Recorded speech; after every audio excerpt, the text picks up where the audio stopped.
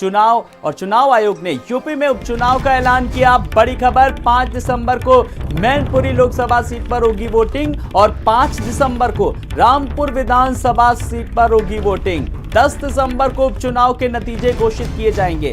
मुलायम सिंह के निधन से खाली हुई मैनपुरी लोकसभा सीट और आजम खान की सदस्यता जाने से रामपुर में उपचुनाव और रामपुर विधानसभा सीट पर इलेक्शन कमीशन ने उपचुनाव का ऐलान किया। तो मैनपुरी लोकसभा सीट और रामपुर विधानसभा सीट पर होने उपचुनाव, जिसके लिए सरगर्मियां अब जोरों पर है। अब सबसे बड़ी प्रत्याशियों के चयन को लेकर के कौन प्रत्याशी फिलहाल होगा, लेकिन बड़ी बात यह है कि जो गढ़ है, जो चुनौती है, समाजवादी पार्टी के सामने अपनी जीत की साख को, जीत की लय को जो बरकरार रखना है, अपनी सीटों को बचाना है, ये सबसे बड़ी चुनौती है। तो मैनपुरी लोकसभा सीट और रामपुर विधानसभा सीट पर उपचुनाव और उत्तर प्रदेश में उपचुनाव की तारीखों का ऐलान हुआ और अभी लखीमपुर में उपचुनाव इस तरीके से हुआ और उसके बाद अब मैनपुरी लोकसभा सीट और रामपुर विधानसभा सीट पर उपचुनाव की सरगर्मियां जोरों पर।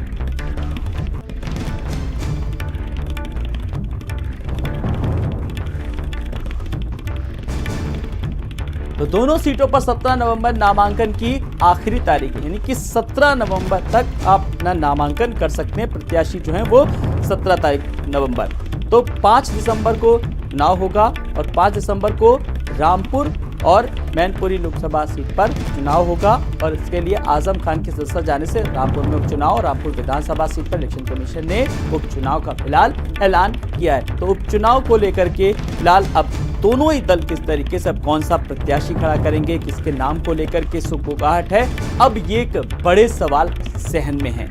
तो कौन वो नाम होंगे जो इस सीट पर प्रबल दावेदारी रख रहे हैं, लेकिन हालांकि इस बीच अब राष्ट्रीय अध्यक्ष इस तरीके से किस नाम को आगे बढ़ावा देंगे, किस नाम को आगे सामने लाएंगे, अब ये भी बड़ा सवाल। हालांकि कई नाम चल रहे हैं आगे, लेकिन इस बीच मुहर किस पर नाम पर लगती है ये भी देखना दिलचस्प होगा। तो मैनपुरी लोकसभा सीट और रामपुर विधानसभा सीट पर उपचुनाव की सरगर्मियां जोरों पर।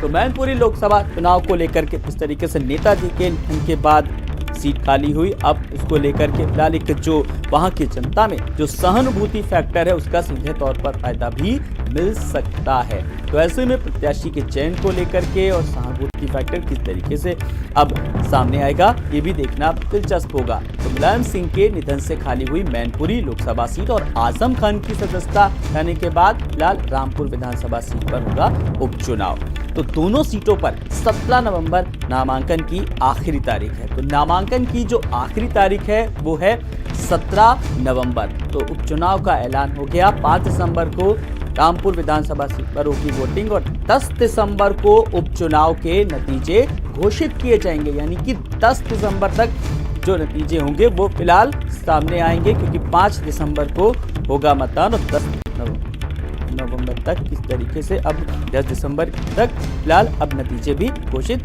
कर दिए जाएंगे। तो अब देखिए 5 दिसंबर को अब चुनाव होगा और 10 दिसंबर को आएंगे नतीजे और 17 नवंबर तक फिलहाल आप अपना नामांकन जो प्रत्याशी हैं वो अपना नामांकन कर सकते हैं।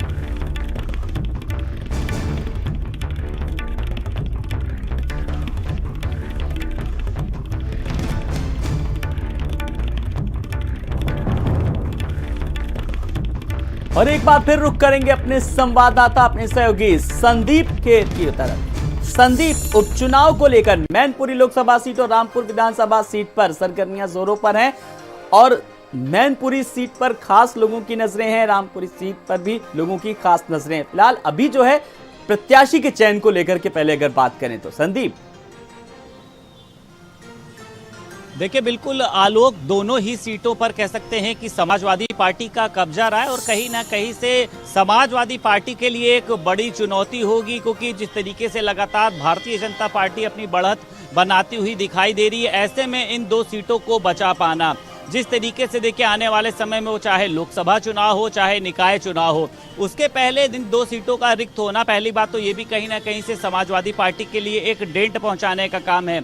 लेकिन जैसा कि मैंने पहले भी बताया था कि दोनों ही सीटों पर समाजवादी पार्टी का जो दबाव रहा है वो बहुत ज्यादा रहा है। आजम खां की अगर बात कर ले, रामपुर में जिस तरीके से उन्होंने काम किए, वो चाहे तमाम तरीके की यूनिवर्सिटीज बनाना हो, जिसमें जौहर यूनिवर्सिटी रही है, और उसी के साथ साथ जिस तरीके से वहां के लोग आजम खां को अपना कहते हैं कि एक बड़ा नेता मानते हैं।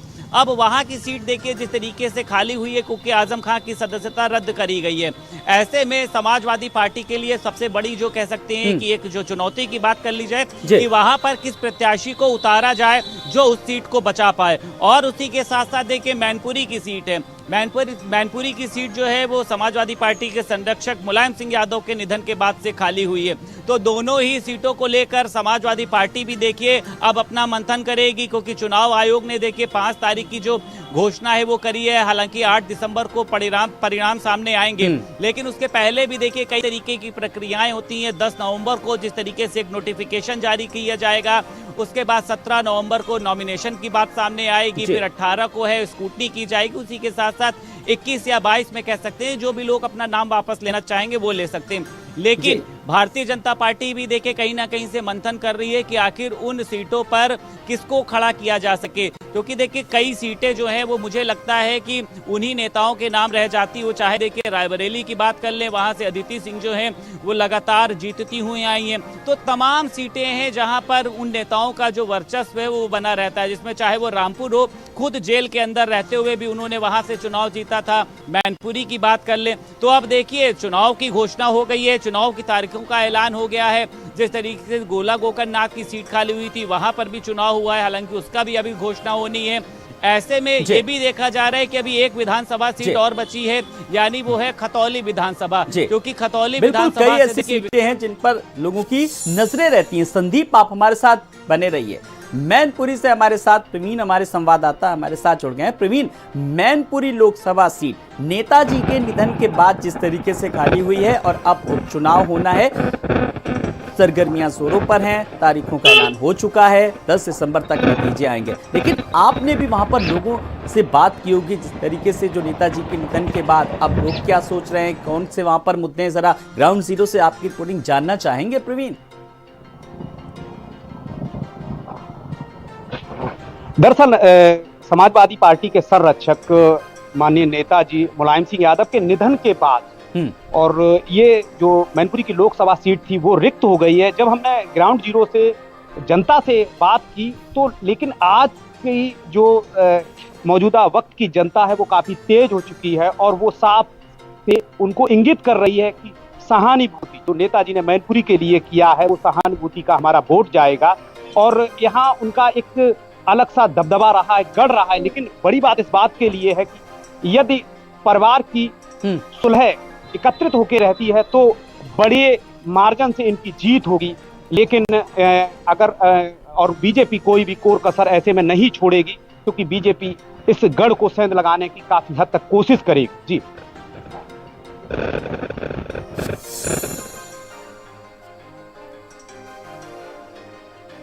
जी बिल्कुल, संदीप हमारे साथ लगातार बने हुए हैं, साथ ही साथ प्रवीण भी हमारे साथ बने हुए हैं और हमारे साथ निशांत भी बने हुए हैं। निशांत, मैं आपके पास आऊंगा। फिलहाल जिस तरीके से मैनपुरी और रामपुर विधानसभा सीट पर उपचुनाव होना है, सरगर्मियां जोरों पर हैं। अब इन तमाम सारे फैक्टर्स के बीच अगर बात करें तो दोनों सीटों पर लगभग खास करके अगर मैनपुरी सीट पर अगर करें, मंथन करें, तो एक तमाम फैक्टर्स के बीच सहानुभूति फैक्टर एक अहम स्थान रखेगा अपना। बिल्कुल सही बात कह रहे हैं आप आलोक जी कि सहानुभूति एक बहुत बड़ा विषय यहाँ पर हो सकता है। लेकिन मैनपुरी से नेताजी का लगाव रहा है, समाजवादी पार्टी का वहां पर काम दिखा भी है, इससे भी हम नजरअंदाज नहीं कर सकते हैं। अपनी पूरी सियासत जमीनी की बात कर ली जाए तो वहां पर उन्होंने दिया है, उस क्षेत्रों को उन्होंने बदला है और इसीलिए कहीं ना कहीं आप देख भी रहे होंगे कि जो वहां के लोग बात कर रहे हैं उनके मन में नेताजी के प्रति कितना सम्मान है, कितना लगाव है। जब बात कर लिया जाए यहाँ के लड़ने के चुनाव की तो माना जा रहा है कि उनके परिवार से यानी शिवपाल सिंह यादव हो सकते हैं, इसके अलावा उनके भाई के ही पोते यानी कि तेज प्रताप यादव हो सकते हैं। इनका नाम सबसे आगे आ रहा है क्योंकि वहां की जनता ये चाहती है कि उसी परिवार से वो दिग्गज हों जिनको वो अपना प्रतिनिधि के रूप में देखें और इसके अलावा वो चीजें आगे बढ़े।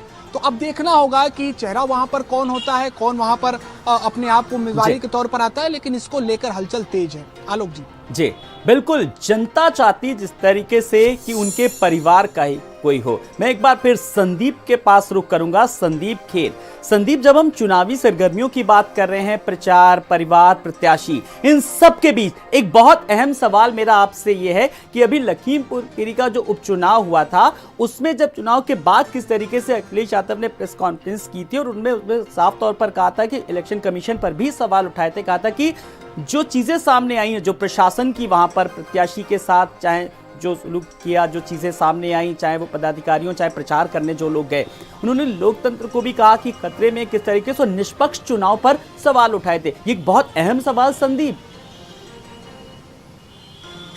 देखिए बिल्कुल आलोक, मुझे लगता है कि लोकतंत्र की ये अभिव्यक्ति है कि सभी लोगों को जो भी गलत चीजें हो रही हैं उस पर आवाज उठानी चाहिए।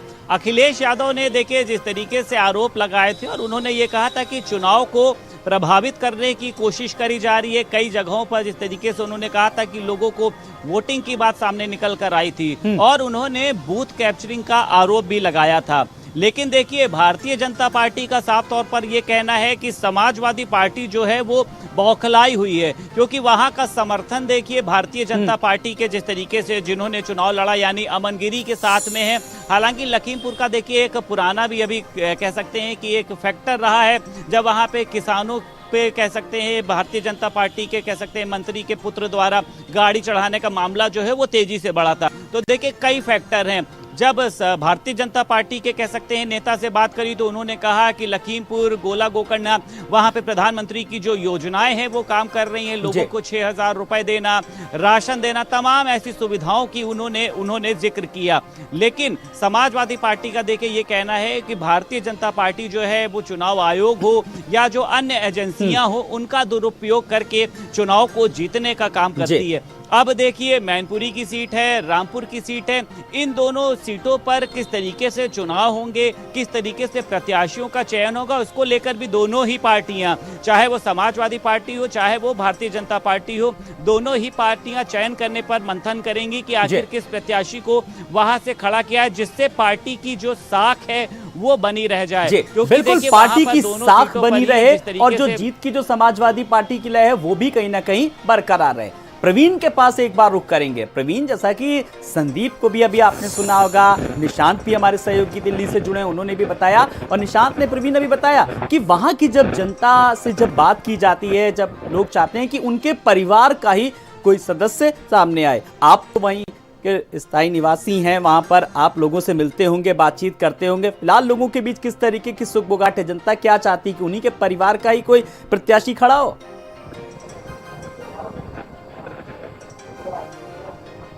जी, जनता की जो सहानुभूति है वो नेताजी के जाने के बाद इतना बढ़ चुकी है कि यही जनता चाहती है कि परिवार का कोई व्यक्ति ही लोकसभा चुनाव में जीत दर्ज कराए और भारी जीत दर्ज हो। लेकिन यहाँ अगर हम बीजेपी की बात करें कि तो बीजेपी कोई भी कोर कसर छोड़ना नहीं चाहती, क्योंकि 5 विधानसभा हैं और 5 विधानसभा में 2 विधानसभा ऐसी हैं जहां यादव वोट निर्णायक जीत बड़ी दर्ज करता है, चाहे जसवंत नगर की रही हो या करहल। अभी जो विधानसभा चुनाव गुजर चुके हैं उसमें राष्ट्रीय अध्यक्ष अखिलेश यादव की भारी विजयी हुई थी, लगभग 92,000 वोट से जीते थे। लेकिन बीजेपी के लिए इतनी आसान डगर नहीं है। और वहीं समाजवादी पार्टी जो कि कोई भी कोर कसर नहीं छोड़ रही है और एक अलग सा उत्साह है। एक तो नेताजी के प्रति सहानुभूति है, उनके काम का है, और दूसरा मैनपुरी का जब नाम आता है तो माननीय मुलायम सिंह के नाम से ही लोग आदर भाव से जोड़ते हैं। सिर्फ कारण यह है कि नेताजी ने जमीनी स्तर पर मैनपुरी को जो नाम दिया है, आज मैनपुरी की जो पहचान है, चाहे सड़क की बात करें या शिक्षा की बात करें, तमाम सारे ऐसे मुद्दे हैं जो गिनाने के लिए काफी हैं और जनता शायद इसीलिए चाहती कि उन्हीं के परिवार का कोई सदस्य प्रत्याशी बने। तो निशांत भी जुड़े हुए हैं, साथ ही साथ संदीप भी जुड़े हुए हैं और रामपुर से हमारे संवाददाता ओमपाल हमारे साथ जुड़ गए। ओमपाल, रामपुर की अगर सीट को लेकर के बात करें, आजम खान एक जाना माना नाम, जिस तरीके से जो उनकी अपनी एक शख्स नहीं बल्कि लोग कहते हैं उनके बारे में वो शख्सियत है, और अब उपचुनाव को लेकर के सरगर्मियां वहां पर भी जोरों पर है। अभी क्या कुछ चल रहा है प्रत्याशी के नामों को लेकर के? देखिए, सरगर्मियों की बात करें तो जिस दिन उनकी विधायकी रद्द हुई थी उसी के बाद से ही उनके जो विरोधी थे वो काफी एक्शन में थे, और उनका एक्शन इस बात का था कि इस बार अब आजम खान की जब विधायकी रद्द हो जाएगी तब इस सीट पर हम कब्जा जमा लेंगे। क्योंकि इस कब्जे की बात की जाए तो पहले भी इस सीट पर एक बार उपचुनाव हुआ था, तब भी भारतीय जनता पार्टी को हार का मुंह देखना पड़ा। एक बार लोकसभा चुनाव हुआ, तब वहां पर तो लोकसभा पार्टी समाजवादी पार्टी नहीं जीत पाई, भारतीय जनता पार्टी ने अपना खाता खोल लिया। तो इस बार यही माना जा रहा है कि इस बार जो केसेस दर्ज हुए हैं, केसों में आजम खान को हार मिली और उसके बाद विधायकी रद्द हुई, तब इस बार भारतीय जनता पार्टी ये जो अपना प्लान है, इस प्लान में पास होने के लिए लगातार मेहनत कर रही है और कोशिश यही है कि इस बार आजम खान की जो सीट है वो भारतीय जनता पार्टी जीते और भारतीय जनता पार्टी के जितने भी नेता हैं, चाहे वो शीर्ष पर बैठे नेता हो, चाहे यहाँ के लोकल भारतीय जनता पार्टी की बॉडी हो, वो अभी से इस सीट को जीतने में लगी हुई है कि जैसे ही ऊपर से हाईकमान जिसी को लड़ाने के लिए चुनाव मैदान में उतारेंगे उनको हम जीतकर विधानसभा भेजेंगे। तो उधर अब समाजवादी पार्टी से आजम खान क्या अपने घर से किस सदस्य को बाहर चुनाव में उतारेंगे, क्योंकि तमाम सारे केसों में उनके परिवार में पत्नी है, बेटा है, वो भी केसों में लिप्त हैं और तमाम सारी चीजों में अगर आगे अगर पार्टी ने यहाँ से टिकट मिला समाजवादी की तरफ से तो बड़ा घमासान रहेगा। घमासान इसलिए कि एक तरफ आजम खान है और दूसरी तरफ भारतीय जनता पार्टी जो आजम खान को सियासत में मिटाने के लिए, सियासत में झुकाने के लिए जिस तरह से तमाम सारे आरोप लगे, पिछले चुनावों में कहा गया कि लठ मार के पब्लिक को वोट नहीं डालने दिया गया, आजम खान के बेटे, आजम खान की पत्नी, आजम खान खुद, तमाम ऐसे आरोप भारतीय जनता पार्टी और प्रशासन पर लगाए थे कि हमारी सीटों को हरवा दिया, हम लोकसभा चुनाव जीत रहे थे। बिल्कुल ओमपाल, जिस तरीके से बात करें तंजील फातिमा की, अब्दुल्ला आजम की, आजम खान ने खुद जिस तरीके से आरोप लगाए, तो ऐसे में अब एक तरफ सहानुभूति फैक्टर और दूसरी तरफ बीजेपी का प्लान बी, किसका भारी होता नजर आ रहा है आपको? देखिए, पल्ला तो यहाँ पर अभी आजम खान का ही भारी कह सकते हैं, क्योंकि जो सहानुभूति है, जो सिंपैथी है और जहाँ का जो निर्णायक वोट है, जो यहाँ का निर्णायक वोटर है, वो तो लग रहा है कि कहीं ना कहीं इस बार आजम खान जिसको भी चुनाव मैदान में उतारेंगे और वो ये सीट आसानी से जीत लेंगे, क्योंकि भारतीय जनता पार्टी में अभी बहुत सारे ऐसे वोट हैं जो अपने ही एक दूसरे को हराने में या फिर कहीं ना कहीं एक दूसरे की टांग खींचने में लगे रहते हैं। तो वो तमाम सारी चीजें अगर इस चुनाव में भारतीय जनता पार्टी ने मजबूत कर ली तो ये सीट वो जीत भी सकते हैं। और दूसरी तरफ अगर सिंपैथी वाला वोट आजम खान के परिवार को, किसी सदस्य को जिसको टिकट मिला, उन्हें मिल गया, तो ये सीट फिर ना कहीं आजम खान के ही खाते में जा सकती है।